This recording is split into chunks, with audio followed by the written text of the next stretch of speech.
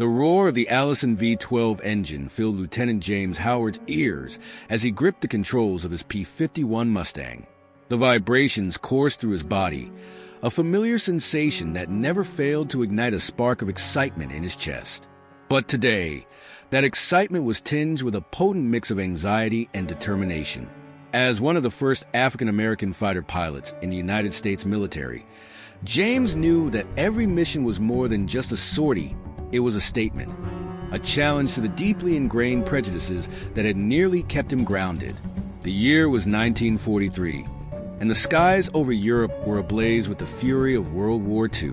But for James and his fellow Tuskegee Airmen, the battle had begun long before they ever left American soil. It was a battle against skepticism, against systemic racism, and against the doubts that had been planted in their own minds by a society that told them they weren't good enough. James's mind drifted back to his childhood in Macon, Georgia. He could still feel the warm summer breeze on his face as he lay in the tall grass, watching the clouds drift by overhead. Even then, he had dreamed of soaring through those clouds, of feeling the freedom that only flight could bring.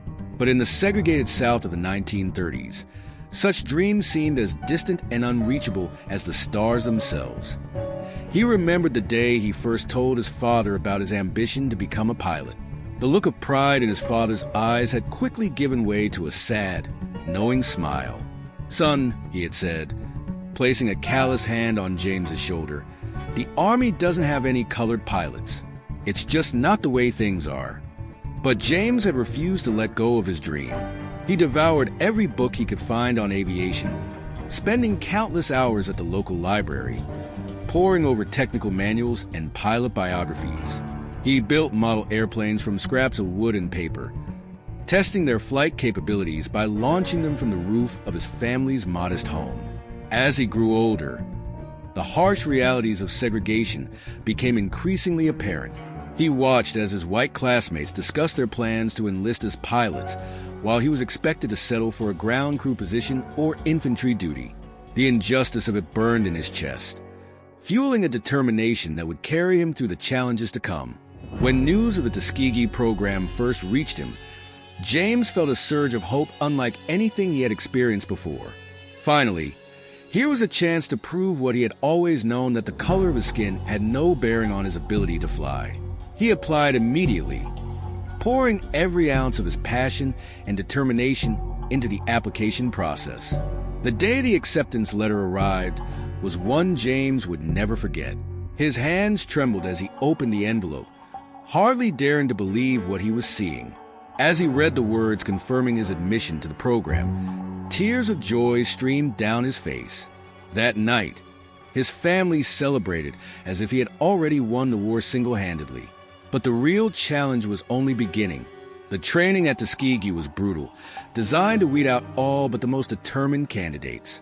James arrived at the airfield on his first day, taking in the sight of the gleaming aircraft and the stern-faced instructors. The air was thick with tension and anticipation.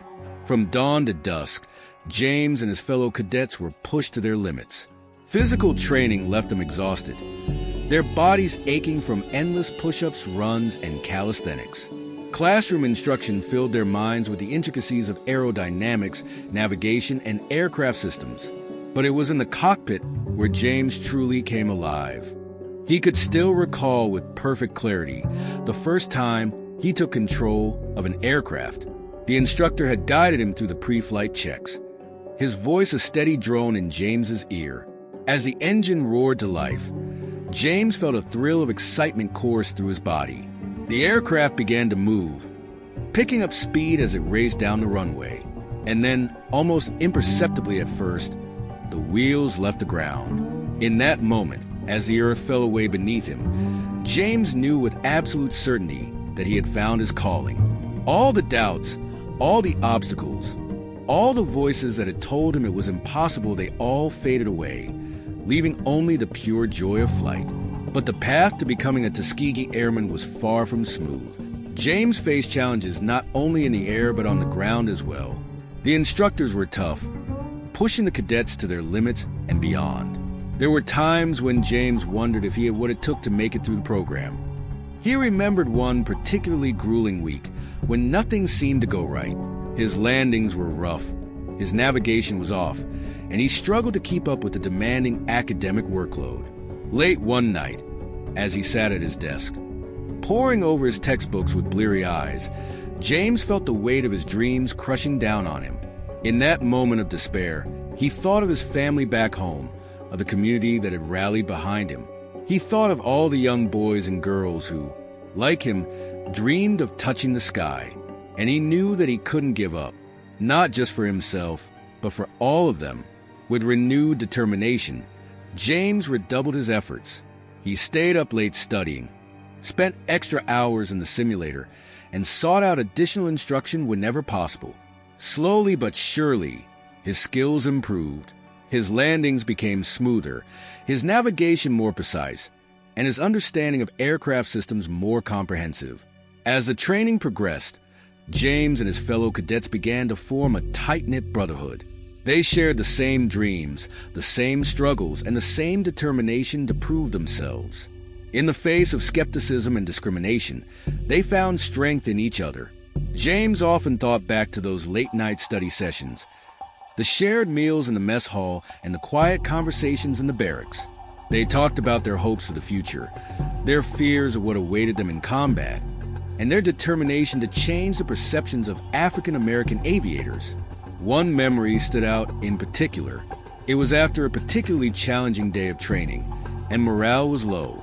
As they sat in the barracks, one of James's fellow cadets, a young man named Marcus, began to sing softly. It was an old spiritual, one that spoke of perseverance in the face of adversity. One by one, the other cadets joined in, their voices rising in harmony. As the last notes faded away, James looked around at the faces of his comrades. He saw in their eyes the same fire, the same unwavering determination that burned within him. In that moment, he knew that together, they could accomplish anything. Finally, after months of rigorous training, James and his fellow cadets earned their wings. The graduation ceremony was a moment of immense pride, not just for the new pilots, but for their families and communities as well. As James stood at attention, feeling the weight of the silver wings pinned to his chest, he couldn't help but think of all the people who had told him it was impossible. He had proven them wrong, and this was just the beginning. But even as they celebrated their achievement, James and his fellow Tuskegee Airmen knew that the real test lay ahead. They were about to enter a war zone, facing not only the dangers of aerial combat, but also the continued skepticism of those who doubted their abilities. As James prepared for deployment, he spent long hours studying maps of Europe, memorizing the characteristics of enemy aircraft, and honing his skills in the simulator. He wrote letters home to his family, trying to convey his mix of excitement and apprehension without worrying them too much. The day of departure arrived all too soon.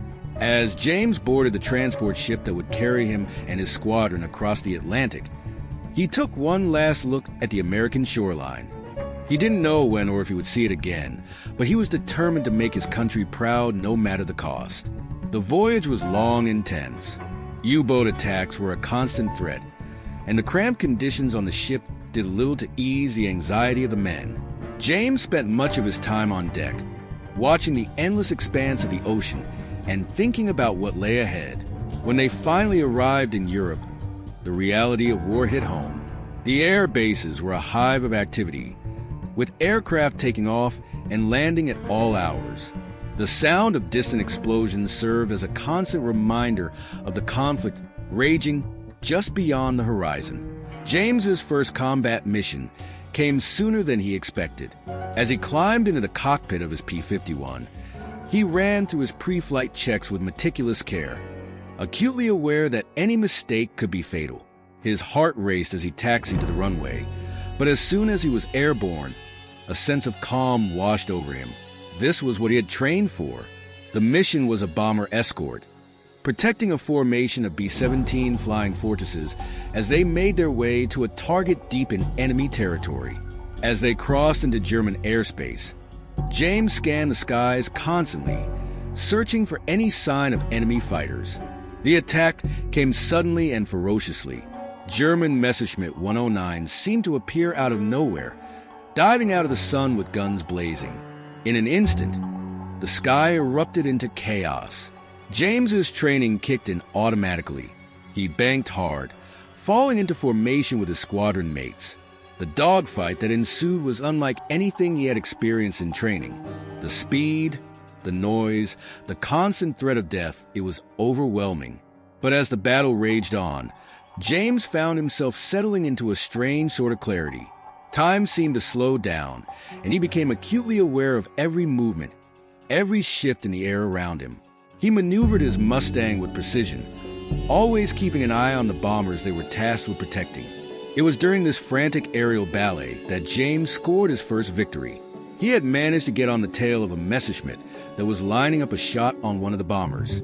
With a squeeze of the trigger, James's guns roared to life. He watched as his tracers found their mark, tearing into the enemy fighter's fuselage. The German plane erupted in flames, spiraling towards the earth. There was no time to celebrate. The battle raged on, a deadly dance of steel and skill high above the war-torn landscape of Europe. By the time they returned to base, James was exhausted, his flight suit soaked with sweat. But as he climbed out of his cockpit, he felt a sense of accomplishment unlike anything he had experienced before. That first mission was just the beginning. Over the coming months, James and his fellow Tuskegee Airmen would fly countless sorties, escorting bombers, strafing ground targets, and engaging in furious dogfights with the Luftwaffe's best pilots. With each mission, their reputation grew. The bomber crews began to request the Red Tail Angels by name, knowing that the Tuskegee Airmen would stick with them through the thickest flak and the most determined enemy attacks. It was a source of immense pride for James and his comrades, knowing that they were not just fighting the enemy, but also changing perceptions with every sortie. But the war was far from easy. James lost friends, watched planes go down in flames, and experienced countless near misses. Each time he returned to base, he would think of those who didn't make it back, their names etched forever in his memory. One mission in particular stood out in James's mind. It was deep into enemy territory, escorting a crucial bombing run on a German aircraft factory. The flak was intense, filling the sky with deadly shrapnel.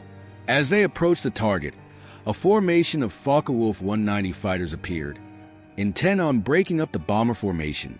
What followed was one of the most intense aerial battles James had ever experienced. The sky was filled with twisting, turning aircraft, the staccato rhythm of machine gun fire, and the acrid smell of cordite. In the midst of the chaos, James found himself cut off from his squadron, facing off against 3 German fighters. With skill born of countless hours of training and combat experience, he wove through the sky, using every trick he knew to evade their fire and look for an advantage. In a daring move, he cut his engine, allowing his Mustang to stall. As he fell from the sky, the German pilots overshot him. In an instant, James restarted his engine, leveled out, and found himself behind the enemy formation. His guns roared to life, and 2 of the German fighters fell from the sky in quick succession. The remaining enemy pilot, caught off guard by James's audacious maneuver, broke off the engagement. As James regrouped with his squadron, word of his incredible feat spread quickly. He had single-handedly turned the tide of the battle, saving not just himself but several of the bombers as well. This episode was just one of many that cemented the reputation of the Tuskegee Airmen. Their record spoke for itself: over 900 combat victories, more than 150 enemy aircraft destroyed on the ground, and the distinction of never losing a single bomber under their protection to enemy fire. But for all their success in the air, the Tuskegee Airmen still faced battles on the ground. Discrimination was a constant presence, even as they risked their lives for their country. James remembered the sting of being denied entry to the officers' club on base, of being forced to use segregated facilities, and of constantly having to prove himself in ways that his white counterparts never did. One incident in particular stood out in his memory.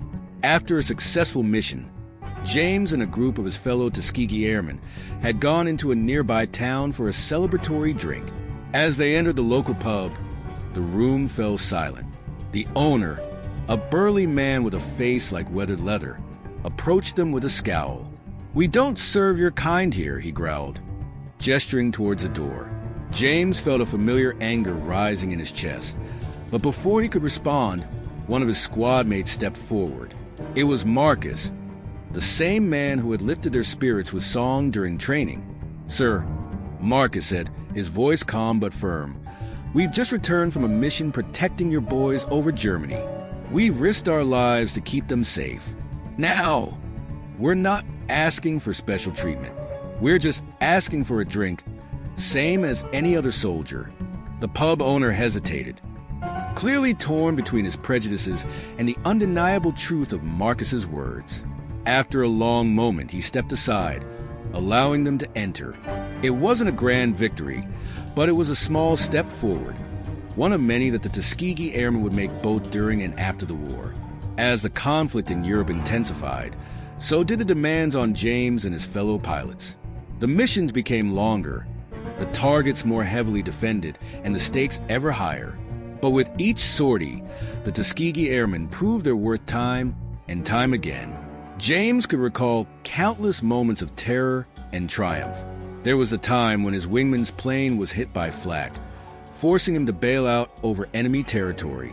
James had circled the area for hours, calling in the coordinates for rescue, refusing to leave his comrade behind even as his fuel ran dangerously low. Then there was a mission where they encountered one of Germany's new jet fighters, the Messerschmitt 262. The incredible speed of the enemy aircraft had taken them all by surprise, but through skill and teamwork, they had managed to outmaneuver and ultimately shoot down the advanced fighter. But perhaps the most memorable mission came near the end of the war. It was a long-range escort, taking them deep into the heart of Germany. As they approached Berlin, the skies seemed to erupt with anti-aircraft fire. Through the chaos, James spotted a formation of German fighters rising to meet them. What followed was one of the largest aerial battles James had ever been part of. The sky was filled with aircraft, tracer fire crisscrossing in deadly patterns. James lost count of the number of engagements he was involved in, his world narrowing to the cockpit of his Mustang and the ever-shifting tactical situation around him. By the time the battle was over, the Tuskegee Airmen had scored numerous victories, but not without cost. Several of their pilots had been shot down, and many of the surviving aircraft were limping home with battle damage. As James guided his battered Mustang back to base, he felt a mix of exhaustion, grief for his fallen comrades, and pride in what they had accomplished. That mission would later be recognized as one of the most significant contributions of the Tuskegee Airmen to the war effort. Their actions had not only protected the bombers, but had also dealt a significant blow to the Luftwaffe's ability to defend German airspace. As the war in Europe drew to a close, James found himself reflecting on all that had transpired, the dangers he had faced, the friends he had lost, the barriers he and his fellow Tuskegee Airmen had broken. They all seemed to blend together in a tapestry of experiences that had forever changed him. On their final mission, as they escorted bombers over the ruins of Berlin, James felt a profound sense of accomplishment. They had done what many thought impossible. They had not only proven themselves as pilots, but had become one of the most respected fighter groups in the entire Air Force. As James guided his Mustang back to base for the last time, he thought about the future. The war was ending, but he knew that the fight for equality was far from over. The Tuskegee Airmen had opened doors, but it would be up to them and others to ensure those doors remained open. Returning to the United States was a bittersweet experience for James and his fellow airmen. They were welcomed as heroes by some, their accomplishments celebrated in newspapers and newsreels. But they also returned to a country still deeply divided by race, where their status as war heroes did little to shield them from the everyday indignities of segregation. James remembered vividly the day he tried to buy a house in a suburban neighborhood, only to be told that the area was not open to colored families. The bitter irony of being deemed unfit to live in a neighborhood he had risked his life to protect was not lost on him. But rather than let these experiences embitter him, James chose to use them as fuel for change. He, like many of his fellow Tuskegee Airmen, became actively involved in the burgeoning civil rights movement.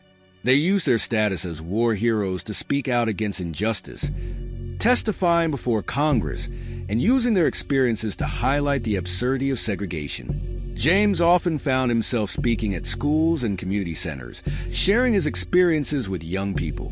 He would tell them about the thrill of flying, the terror of combat, and the pride of serving his country. But he would also speak candidly about the challenges he had faced, both in the military and in civilian life. "We didn't just fight a war," he would tell his rapt audiences. "We fought for our right to fight. We fought to prove that the sky belongs to everyone, regardless of the color of their skin." As the years passed, James watched with a mixture of pride and frustration as the country slowly began to change. The civil rights movement gained momentum, and gradually, the legal barriers of segregation began to fall. But he knew all too well that changing laws was only the first step. Changing hearts and minds would take much longer. James continued to fly in civilian life, working as a flight instructor and later as a commercial pilot. Every time he took to the skies, he was reminded of those harrowing days over Europe, of the friends he had lost and the battles they had won. But he also felt a sense of hope, knowing that his presence in the cockpit was a testament to how far they had come. In 1948, when President Truman issued Executive Order 9981, desegregating the United States military, James felt a surge of pride. The struggles of the Tuskegee Airmen had played a significant role in bringing about this change. It was a validation of everything they had fought for, both in the skies over Europe and in the years since their return. As he grew older, James became increasingly involved in preserving the legacy of the Tuskegee Airmen. He worked tirelessly to ensure that their story would not be forgotten, speaking at schools, participating in documentaries, and advocating for official recognition of their contributions. In 1995, James's efforts, along with those of his fellow Tuskegee Airmen, bore fruit when the United States Air Force opened the Tuskegee Airmen National Historic Site. Standing at the dedication ceremony, surrounded by his old comrades, James felt a profound sense of accomplishment.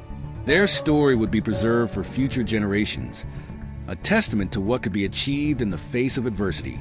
But perhaps the most meaningful moments came when James would encounter young African-American pilots, men and women who had been inspired by the legacy of the Tuskegee Airmen to pursue their own dreams of flight. He remembered one particularly poignant encounter with a young woman who had just graduated from the Air Force Academy. "Sir," she had said, her eyes shining with admiration, "I wanted to thank you. Your story, the story of the Tuskegee Airmen, it inspired me to become a pilot. You paved the way for all of us." In that moment, James felt the weight of his experiences, both the triumphs and the hardships, settle into place. He realized that the true legacy of the Tuskegee Airmen wasn't just in the battles they had won during the war, but in the battles they had helped future generations win. As he entered his twilight years, James found himself reflecting more and more on his experiences. He thought about the young man he had been, full of dreams and determination, facing a world that seemed determined to clip his wings before he could even leave the ground. He thought about the terror and exhilaration of combat, the bonds forged with his fellow airmen, and the long struggle for recognition and equality that had followed. But mostly, he thought about the future. He looked at the world around him, at how much had changed and how much still remained to be done. He saw African-American pilots commanding space shuttles, leading aerobatic teams, and rising to the highest ranks of the military. And he knew that in some small way, he and his fellow Tuskegee Airmen had helped make that possible.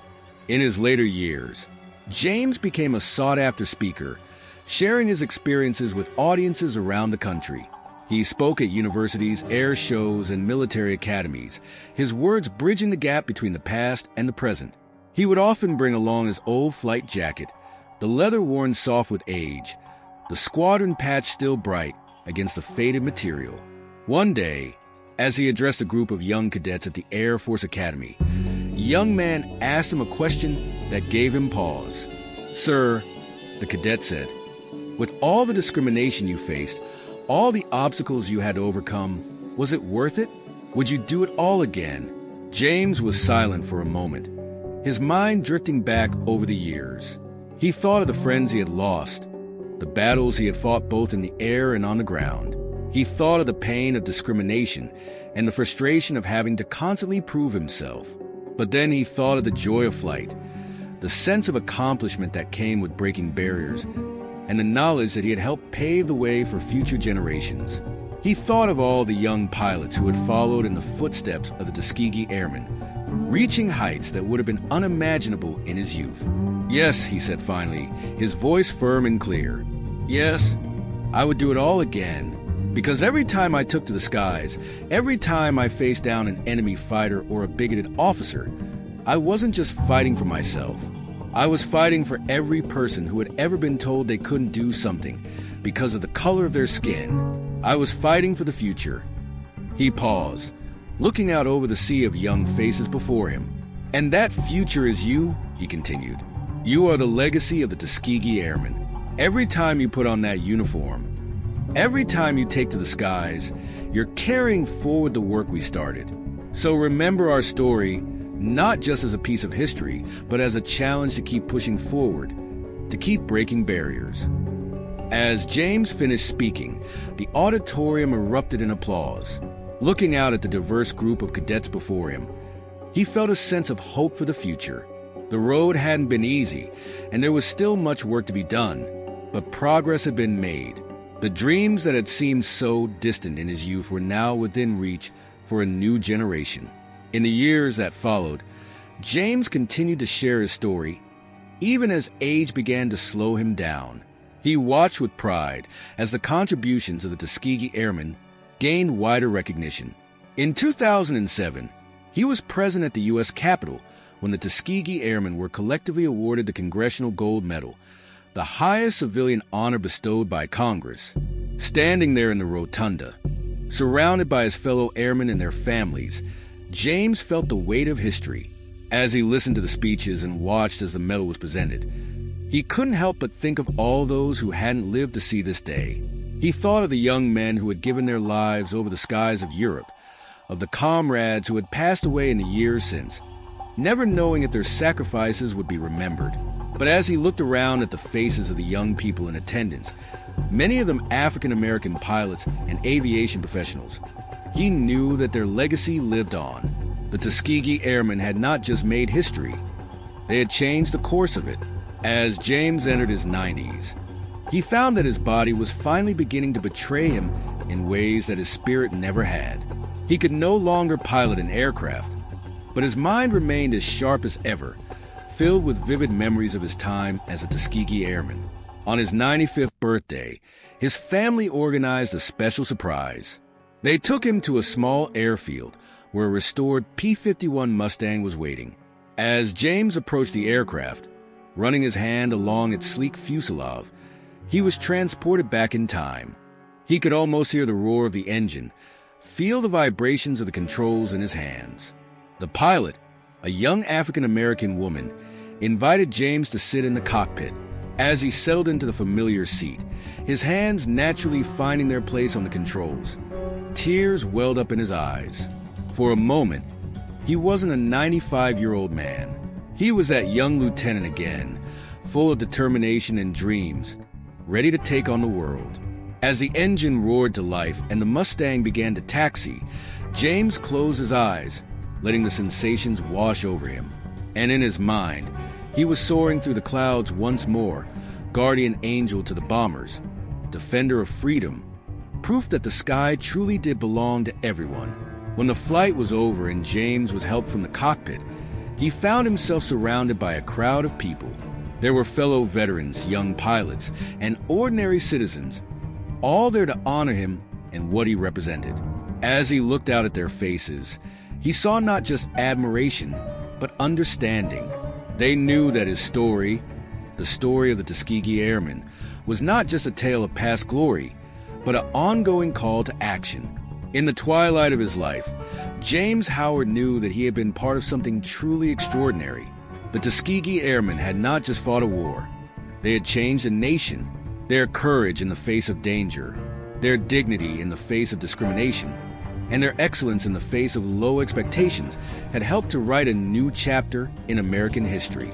As he watched the P-51 Mustang take off, climbing into the clear blue sky, James felt a sense of peace settle over him. The battle he and his comrades had started was not over, but it was being carried forward by new generations. The legacy of the Tuskegee Airmen lived on, not just in museums and history books, but in the hearts and minds of all those who dared to dream of a more just and equal world. And as the sound of the Mustang's engine faded into the distance, James smiled. He had touched the sky, broken barriers, and helped to change the course of history. It had been a long and often difficult journey, but as he stood there, surrounded by the legacy he had helped to create, he knew without a doubt that it had all been worth it. The story of the Tuskegee Airmen, his story, would continue to inspire, to challenge, and to remind us all that with courage, determination, and faith, we can soar beyond the limitations others would place upon us. It was a legacy not just of aerial combat prowess, but of the triumph of the human spirit over adversity. As the sun began to set, casting a golden glow across the airfield, James took one last look at the sky. In his mind's eye, he could see them all up there, his fellow Tuskegee Airmen, their red-tailed Mustangs glinting in the sunlight, still standing guard over the hopes and dreams of future generations. And with that image in his heart, Lieutenant James Howard, Tuskegee Airman, American hero, turned towards home, knowing that the legacy he and his comrades had forged would continue to soar long after they had made their final flight. Yendi!